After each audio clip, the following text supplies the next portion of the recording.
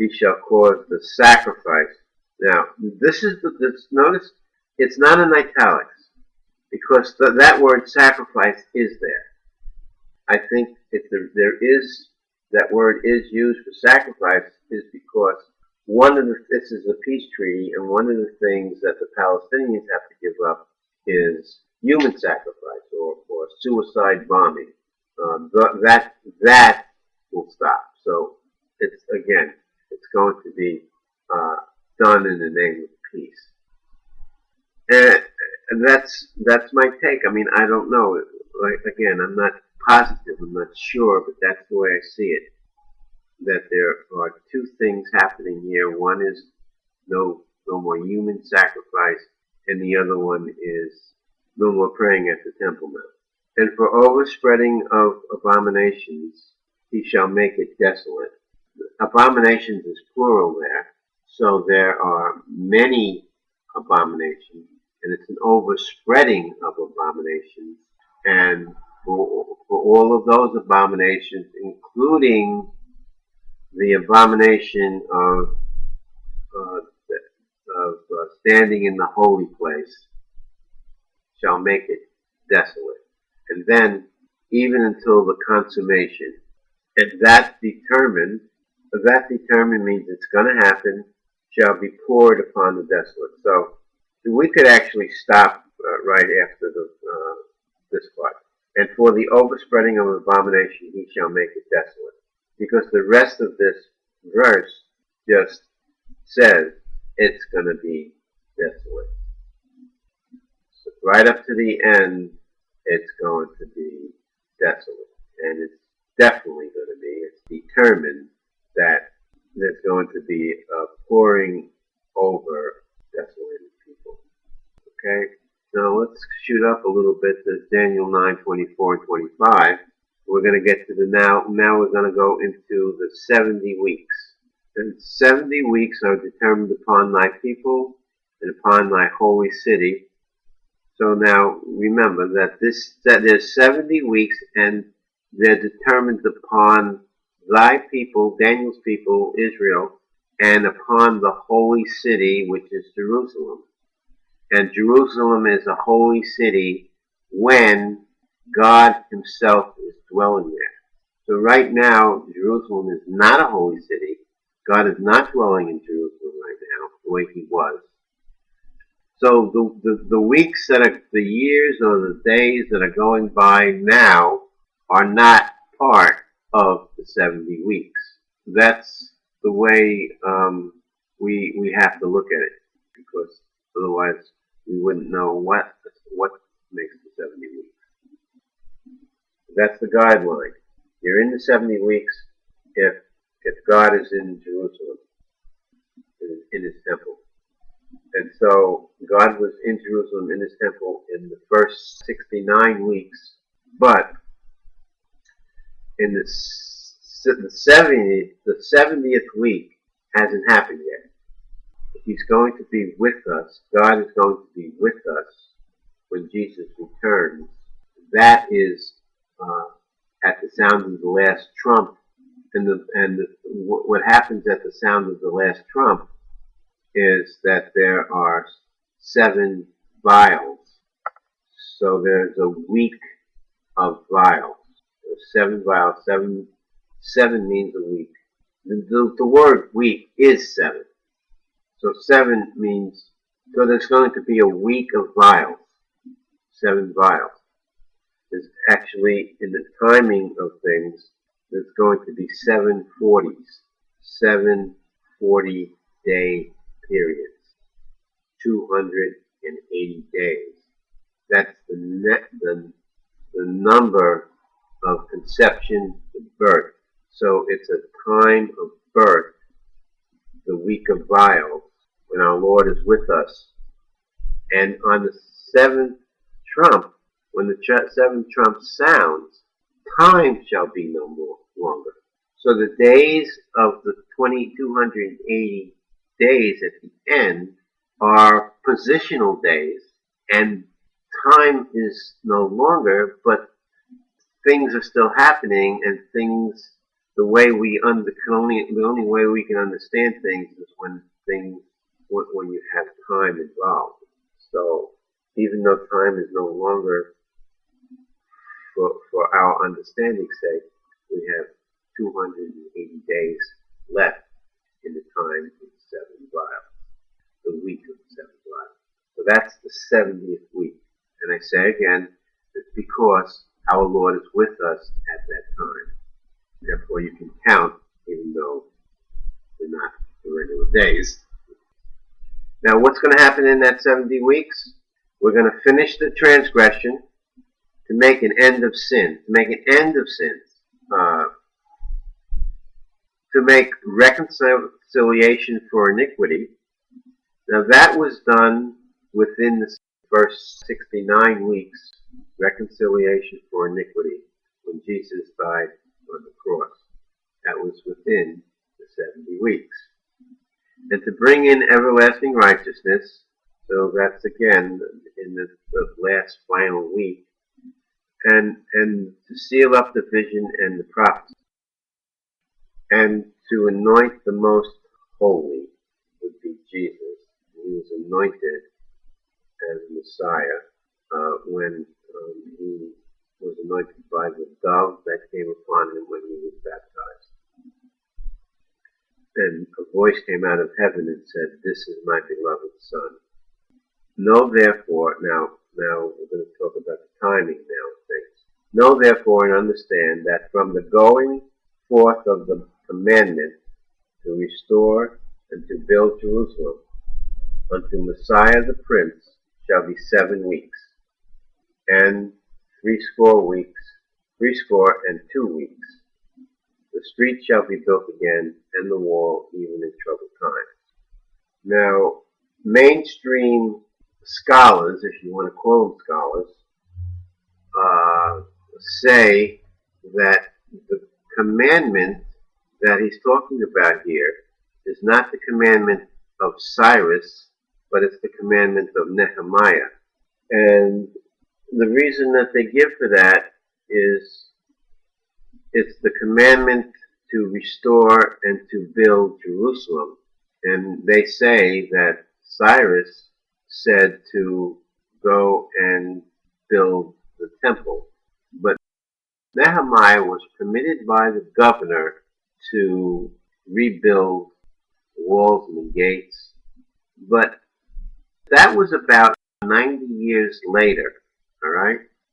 A mass return to Jerusalem, it's the most outstanding event in the history. Nehemiah, the days of Nehemiah was the troublous times. He says, the street shall be built again, and the wall even in troublous times, which is Nehemiah's time. True, that's true, and that's, many years later, after they came back and they started. But when they came back, they first laid the foundation, and after they laid the foundation, work stopped, and it wasn't easy, and Cyrus wasn't around anymore, and a new king had to allow them to continue, and Darius helped them, and it was a ongoing thing. But the commandment to restore and to build Jerusalem, that was done by Cyrus. And for their argument that says that the command to rebuild Jerusalem, and Cyrus said to go and build the temple, that argument, let's look at Isaiah 44:28. That saith of Cyrus, he is my shepherd, and shall perform all my pleasure, even saying to Jerusalem, thou shalt be built, and to the temple, thy foundation shall be laid. So there it is. It's in Isaiah that he says to Jerusalem, thou shalt be built. So it fits with Daniel 9:25. So you're supposed to start with Cyrus. Okay? You're supposed to start with Cyrus. Now, the way I see this numbering is you start with Cyrus, and in 5 536 BC, he gives that command, and Israel comes out of Babylon, and they go and return, and they start to build the temple, and they start to build the houses where they live. So Jerusalem is starting to be built right then. And Haggai says, "You guys live in sealed houses. Those sealed houses are in Jerusalem. So the Jerusalem houses are being built. And how are you going to get there? Through the street. Jerusalem is being built. It's true that the gates are burned. The hardship was a pressing thing on Nehemiah. It made him sorrowful. So sorrowful that the king noticed it and said, "Go ahead." That was a good thing, yes. But when I begin at 536 BC, he says here, "From the command to restore and rebuild Jerusalem unto Messiah the Prince shall be 7 weeks." Let's stop right there. Okay? The Messiah is going to be given to us 7 weeks after 536 BC. Now, it's not a week of days, it's not a week of weeks, it's not a week of months, it's not a week of years. The next time element is a week of decades. So a week of decades is 70 years. So there's 7 of those. So it's 7 times 70, or 490 years. From the time of the commandment until the time of Messiah promise was 490 years. And that's a number that is used as how many times you're going to forgive somebody. 7 times? No. 7 times 70. And that is the amount of times that God, because the second temple was built, and the sacrifices were done right away, and the law was returned right away, and there were 490 years of Yom Kippurs, or Days of Atonement, which is the 10th day of the first of the year. For Day of Forgiveness, the priest goes into the Holy of Holies and sprinkles the blood for the forgiveness. So 536 take away 490 gives you 46. So 46 BC, Messiah is promised to be given to us. But lo and behold, we don't get Messiah in 46 BC. We have to wait 40 years until 6 BC, and 6 BC is the year that fits all of the requirements, who was governor, all of those requirements, when he could be given to us, when he could be born, according to when he was born, according to the New Testament. All right, so he's given in 6 BC. So we wait 40 years, and you could say that that's a breach of promise, but it's happened before. The breach of promise from God has happened before. And the breach of promise was because of sin. So there must have been things that bothered him during those 490 years that made them have to wait another 40. But that's the way I see it. It's 7 weeks from the command to Messiah, and then we wait another 40 because of the breach of promise. And the breach of promise, Numbers 14:34, after the number of days in which you search the land, even 40 days, each day for a year shall you bear your iniquities, even 40 years, and you shall know my breach of promise. So he's not going to be forgiving them. They're going to be bearing their iniquities, and for 40 years, and it's a breach of his promise. And that was due to the sin of unbelief in those days. Okay, so now we have Messiah the Prince after 7 weeks. And then he says, and three score and 2 weeks. So there's part of that 70 weeks, the big bulk of it, is this 62-week figure. So this 62 weeks, that's going to turn out to be 62 weeks of months. The time element of that week, of those weeks, are months. Alright? And that's the time from the day that Jesus was born until the day that he rose up into heaven. They saw him rise up into heaven. He was cut off from the earth, not from self, was 62 weeks of months. So in order to know that, in order for me to know that, I first have to know the day he was born. Now, a fellow by the name of E.W. Faustich figured out from the Bible, basically, and from different things, that Jesus was born on, in our way of saying it, May 14th, 6 BC. And he's got lots of reasons for it, which is outside the scope of this. But he came up with that day, and if you go, and so once we know the day he was born, we know the day that he died because it was after a Passover, and we just have to figure out the year of the year he died, and that was 30 A.D. By the way, the ways that they figure it out from Nehemiah to the day that he had the triumphant entry into Jerusalem to the very day, that's how they get the 69 weeks.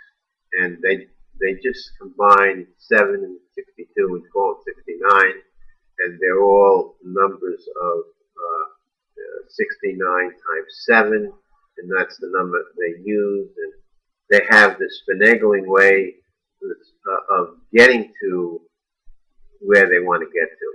And they have 33 AD, and that is not the year. Okay? That's not the year. It's 30 AD. And it's 30 AD because that's the year that there were the natural Sabbath came after the high Sabbath of the Passover. It's the high Sabbath, which begins the week of eating unleavened bread. That's the high Sabbath. And then you had a natural Sabbath, the 7th day of the week. It was the first day of the week that he rises. Now, one of the main clues that we know when Jesus was born is because we can figure out when John the Baptist was born.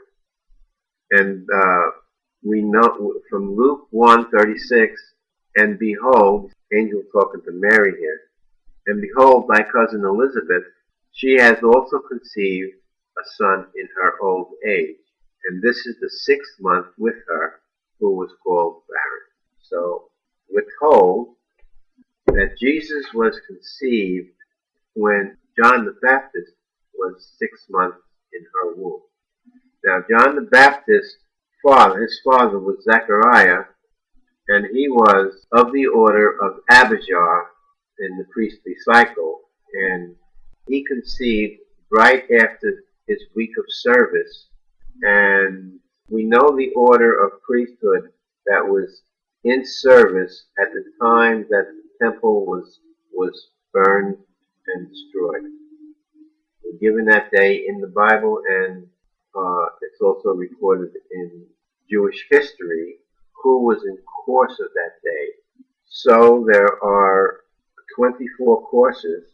It's just a matter of doing the math from the time of the temple being destroyed. You wait 24 weeks later, you get that same course again.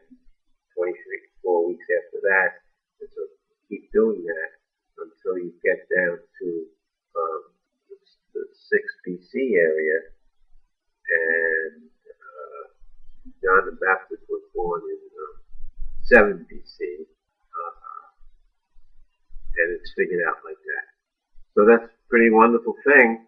So all you have to do, now you know the day he was born, you know the day he went up into heaven, count the number of months, and it happens to be 62 times 7 months. That amount of time. So he was on earth for 62 weeks of months. Now, so it ends there, and Daniel doesn't even mention. Daniel does not refer to that final week, except for the things that have to happen in that final week. Finish their transgression, make an end of sins, bring in everlasting righteousness, seal up the vision and prophecy. Those events happen in that final week when he comes back. And when he comes back, which I believe is after the final trumpet in Revelation, and time is no longer, he comes back, and then you can start saying, yeah, we can now, he's with us, and we could count this week of vials that we have, this week of 40 days, because our Messiah is with us, Emmanuel, God is with us, in Jerusalem, in the holy city again. Let's go to Daniel 10 now. And the thing that struck me with 10 is verse 20. Then said he, knowest thou wherefore I come unto thee? And now will I return to fight with the prince of Persia. This is the angel talking to Daniel. And when I am gone forth, lo, the prince of Greece shall come. So this has given us insight as to the 7 heads of the dragon. The red dragon that's described in chapter 12 of Revelation. This is commonly shared. Many of us think this, that the heads of the red dragon are kingdoms that overruled the earth and overruled Israel. It began with Egypt, and then Assyria overcame the 10 tribes. Assyria persecuted against Jerusalem as well, and so that's the second head. And then the 5 heads, the 5 empires that Daniel mentions, Babylon and Medo-Persia and Alexander, and the dividing of the 4 rulers, and then the 10-horned beast of Rome, and then the final beast that's described in Revelation 13. And in Revelation 12, it's described, the dragon is described, there appeared another wonder in heaven, behold, a great red dragon, having 7 heads and 10 horns, and 7 crowns upon his head. Okay, so the crowns upon his head, the 7 kingdoms, and that appear in chronological order. You know, he doesn't have 7 heads all at once. If you're looking at him today, you see basically the valley between the kingdom of Rome and the kingdom of the final UN United Nations beast. I'm saying United Nations. It doesn't say United Nations. That's my take on it. Okay? I don't want to add to those words. The words describe the beast as is written. But the United Nations fits some of the verses that describe that beast. For example, he rules over many nations and kindreds and nations and tongues. So these kings of the heads of the dragon are spiritual because they're angels and they're fighting against the angel, and they will have their part in the 7th head, the beast of Revelation 13. They'll have their play because he has the body of a the leopard. So that's the Prince of Gracia. The Prince of Gracia is going to be who's still, he didn't die just because the Prince of Gracia empire anymore. Doesn't mean that that Prince of Gracia is dead, because he's a spirit. He's a wicked angel. So he's not dead yet.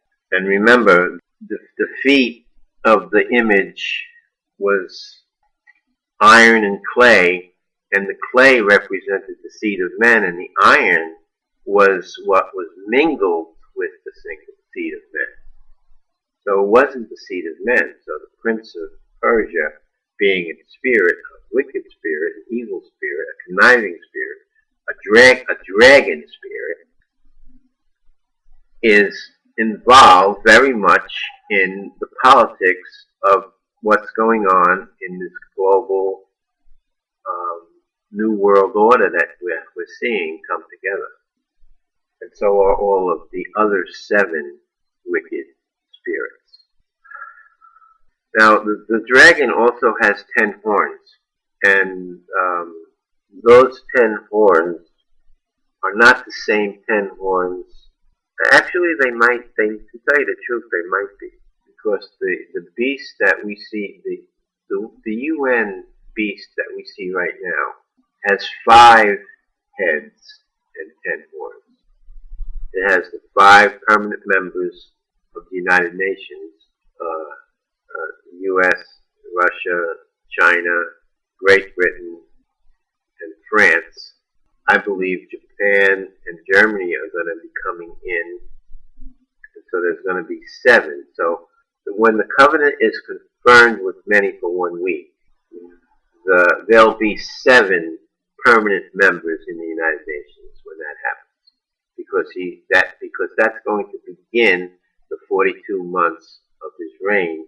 And so therefore, he's got to have 7 heads, and so that's my prediction. It's going to be 2 more, and I think Germany is one, because one of the heads had a deadly wound with the sword that was healed. And Germany was devastated in 1945. Today it's a thriving, strong empire, you could say, almost, nation. It's a force to be reckoned with. And the same thing with Japan. Japan is very strong again, too. Okay, Revelation 17, 9 through 10. And here is the mind which has wisdom. The 7 heads are 7 mountains on which the woman sits. And there are 7 kings. 5 are fallen, 1 is, and the other is not yet come. And when he comes, he must continue a short space.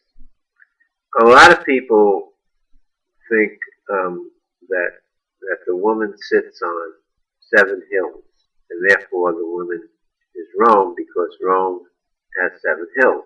And instead of the word mountain, you could say hills.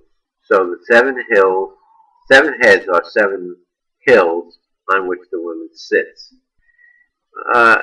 And there are 7 kings. So the mountain to me, the mountain is an empire, and an empire has a king.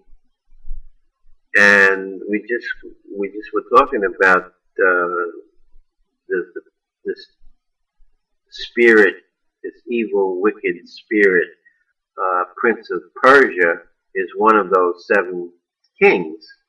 So who are the 7 kings of the 7 hills of Rome? You have to make sure all of the pieces fit. So there's just too much confusion in the way people do things. But it may be because it's a confusing thing. I don't know.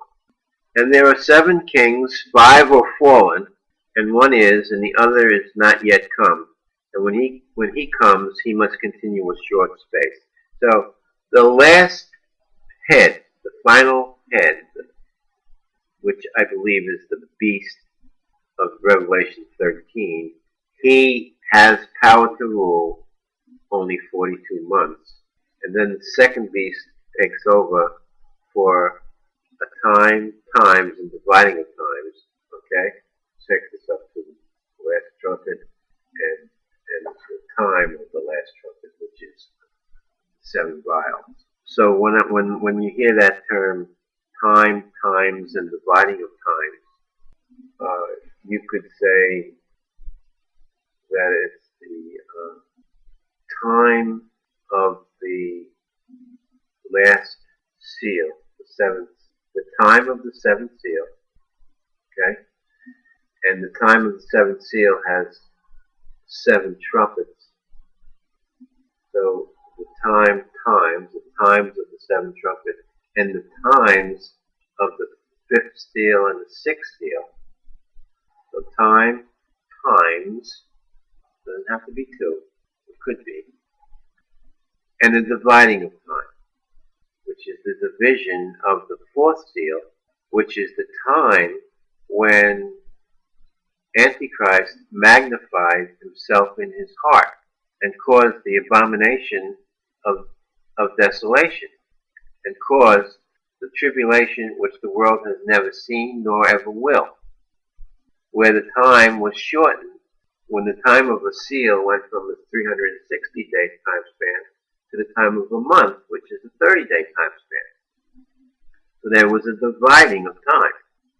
And we're given the number of months, and we're given the number of days of those 42 months. And we're told that the first beast will rule for 42 months. So the 42 months start first.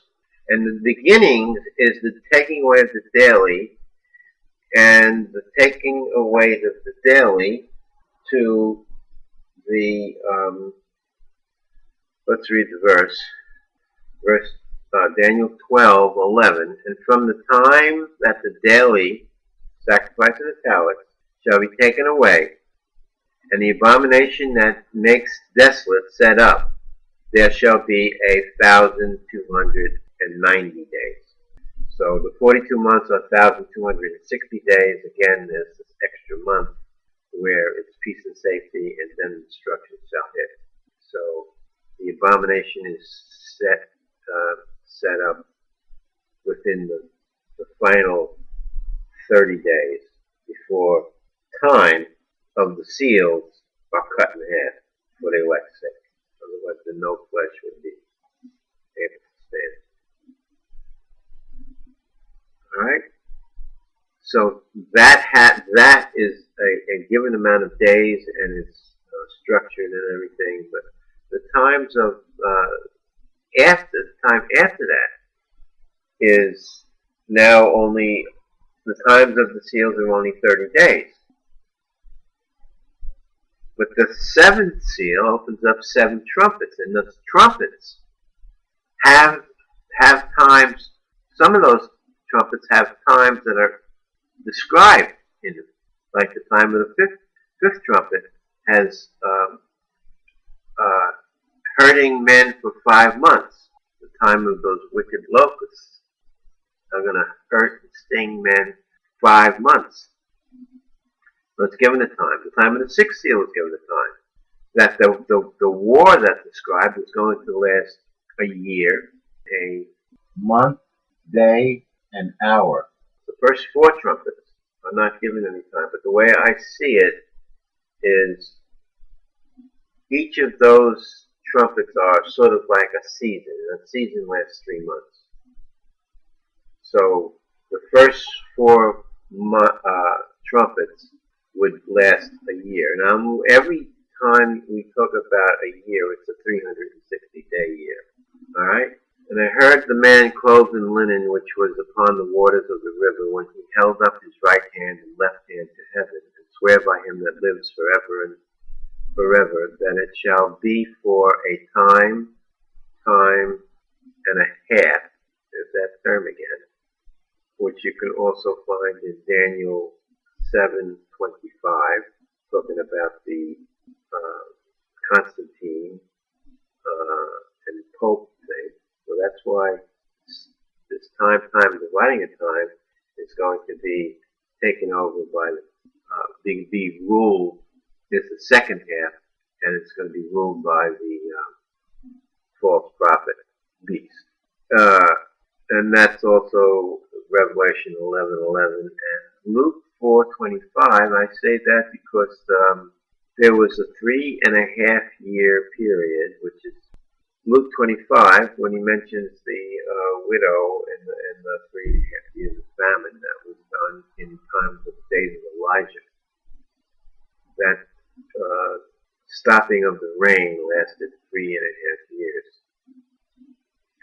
And when he shall accomplish to scatter the power of the holy people, all these things shall be finished.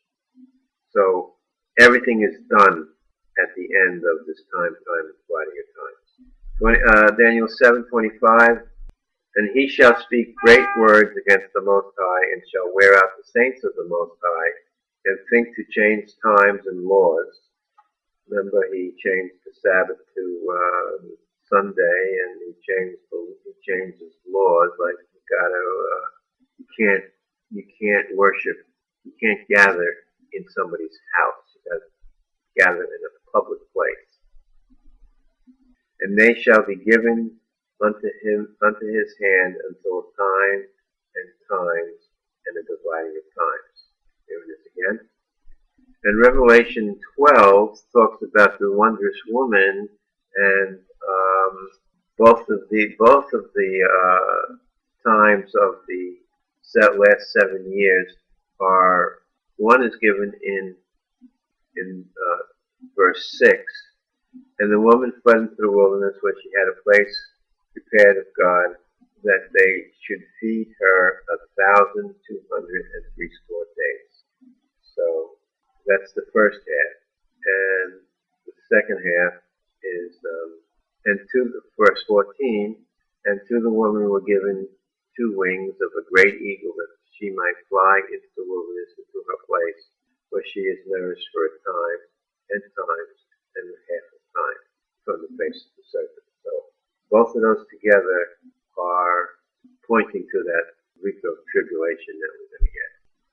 Revelation 13:5, and there was given unto him a mouth speaking great things and blasphemies, and power was given unto him to continue 42 months. That's 1,260 days, if you have a 30-day month.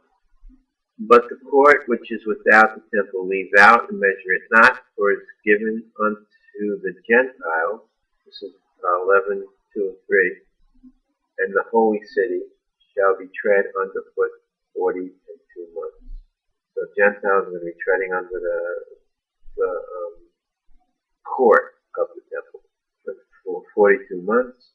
And I will give power to my 2 witnesses, and they shall prophesy 1,260 days, clothed in sackcloth. When the beast is ruling, the 2 witnesses are going to be there on our side. Daniel 12:13, but go thy way till the end, for thou shalt rest, and stand in thy lot at the end of days. Now that is reflected in Ezekiel 48, and by the border of Judah from the east side to the west side shall be the offering which you shall offer of 25,000 reeds in breadth and in length, as one of the other part from the east side to the west side, and the sanctuary shall be in the midst of it.